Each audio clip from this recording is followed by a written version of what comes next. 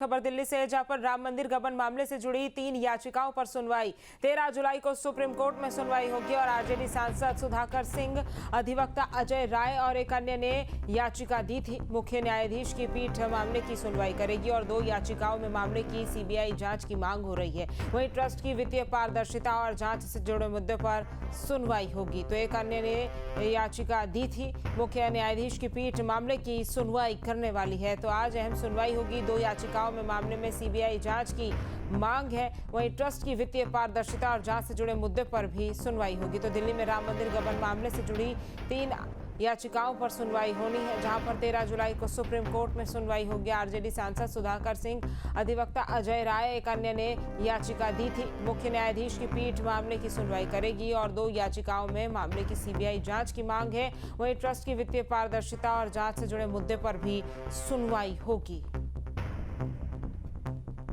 तो ट्रस्ट की वित्तीय पारदर्शिता और जांच से जुड़े मुद्दे पर भी सुनवाई होगी। एक तरफ अयोध्या में इसको लेकर जांच पुलिस और एसआईटी की टीम की तरफ से की जा रही है तो वहीं दूसरी तरफ दिल्ली में राम मंदिर गबन मामले से जुड़ी 3 याचिकाओं पर सुनवाई होनी है। 13 जुलाई को सुप्रीम कोर्ट में सुनवाई होगी। आरजेडी सांसद सुधाकर सिंह, अधिवक्ता अजय राय और एक अन्य ने याचिका दी थी। मुख्य न्यायाधीश की पीठ मामले की सुनवाई करेगी। वहीं 2 याचिकाओं में मामले की सीबीआई जांच की भी मांग है। अभी एसआईटी जांच कर रही है। आपको बता दें, पुलिस और एसआईटी की टीम लगातार वहां पर जांच कर रही है।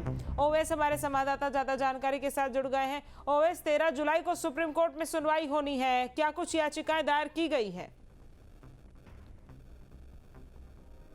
बिल्कुल, देखिए आपको बता दूं कि सुप्रीम कोर्ट के अंदर में 13 जुलाई को 3 जो याचिकाएं सुप्रीम कोर्ट के अंदर में दर्ज है उन पर सुनवाई होती हुई नजर आनी शुरू होगी और ये याचिकाएं राम मंदिर ट्रस्ट को लेकर के डाली गई हैं।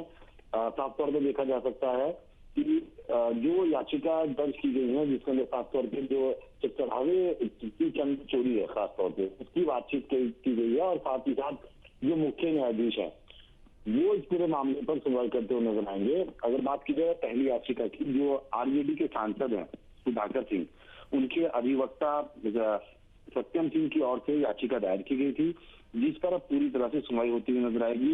दूसरी याचिका आरजेडी सांसद के अलावा जो अजय राय और जो दिनेश यादव अधिवक्ता हैं उनकी ओर से दाखिल की गई है। दोनों याचिकाओं के अंदर में सीबीआई की मांग की गई है। साथ ही साथ राम मंदिर ट्रस्ट की जो वित्तीय पारदर्शिता है इसकी बातचीत की गई है, दान राशि की बातचीत की गई है।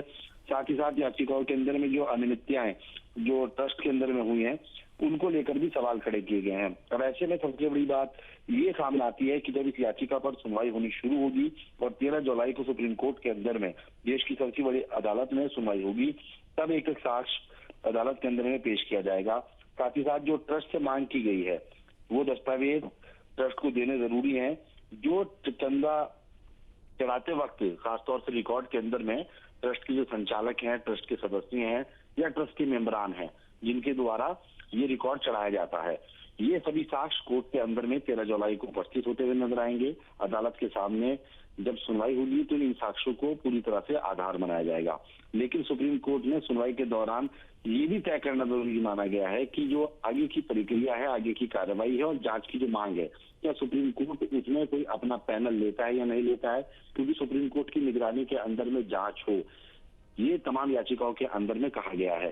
साथ ही साथ अगर राम मंदिर ट्रस्ट की वित्तीय पारदर्शिताएं, दान राशि और प्रबंधन और कथित अनियमितताएं जिस तरह से लगातार आरोप लगे उनको देखा जाता है तो क्या स्वतंत्र जांच की जो मांग लगातार उठती हुई नजर आ रही है। कहीं ना कहीं सुप्रीम कोर्ट अब देश की सबसे बड़ी अदालत जो है वो उससे भी गंभीर नजर आ सकती है। ऐसे में आरजेडी सांसद सुधाकर सिंह की ओर से भी याचिका दाखिल की गई थी जिसके अधिवक्ता सत्यम सिंह है। उन्होंने साफ तौर पर कहा है कि जो जांच कमेटी बनाई जा रही है उसका पूरा हवाला सुप्रीम कोर्ट के अंदर में दर्ज होना बेहद जरूरी है। साथ ही साथ 13 जुलाई को जो तीनों मामले हैं वो सुप्रीम कोर्ट के अंदर में विचाराधीन है और इसको साफ तौर पे देखा जा सकता है कि आने वाला जो समय होगा वो कैसे विस्तृत रूप से इस पूरे मामले की जो जांच होती है जब नजर आनी शुरू होगी और सुप्रीम कोर्ट की निगरानी में जो जांच होगी क्या इसका एक्शन होगा या नहीं होगा। लेकिन याचिकाकर्ताओं का अगर देखा जाए तो साफ कहना है कि राम मंदिर ट्रस्ट में जो श्रद्धालु द्वारा जो चढ़ावा चढ़ाया जाता है, दान और चढ़ावे के जो प्रबंधन है, उनका लेखा जोखा है, वित्तीय पारदर्शिता है, और उनके साथ उठते हुए गंभीर सवाल, ये अपने आप में कई बड़े सवाल खुद खड़े करता है और कई बड़े संकेत देता है। साफ तौर पर याचिकाकर्ताओं का सुप्रीम कोर्ट से आग्रह की गई है कि निष्पक्ष जांच कराई जाए। यदि कोई किसी स्तर पर अनियमितताएं सामने आती हैं तो जिम्मेदार लोगों के खिलाफ कानून के अनुसार भी सख्त कार्रवाई हो, क्योंकि ये एक भगवान के घर के अंदर में चोरी है। साथ ही साथ कुछ लोगों ने इसको चोरी नहीं बल्कि सीधा डाका कहा गया है। सुप्रीम कोर्ट में सुनवाई के दौरान यह भी देखा जाएगा कि याचिकाओं में लगाए गए जो आरोप हैं, क्या वो प्रथम दृष्टया पे सुनवाई उनकी होनी उचित है या नहीं, क्या ये योग्य है या नहीं है। साथ ही साथ जो आवश्यक जानकारी है जिसके लिए सुप्रीम कोर्ट लगातार अब आगे जो पैनल बनाने वाला हो रहा है, तो पैनल बने नहीं बनेगा, तमाम ये जो प्रक्रिया है, इस पूरी प्रक्रिया से 13 तारीख सुनवाई के दौरान जो तमाम जो सुप्रीम कोर्ट के जो जस्टिस है, जो वो लड़की से खासतौर पर अधिवक्ता से सवाल करेंगे तो इसका सभी को जवाब भी देना पड़ सकता है। ऐसे में क्योंकि 3 याचिकाएं हैं और तीनों याचिकाएं 13 जुलाई के अंदर लगी हुई हैं, कोर्ट के अंदर में 13 जुलाई मेंशन की गई है। ठीक है, यानी कि 13 जुलाई को याचिकाओं पर सुनवाई होगी। तमाम जानकारी हम तक पहुंचाने के लिए ओवैस आपका बहुत बहुत धन्यवाद।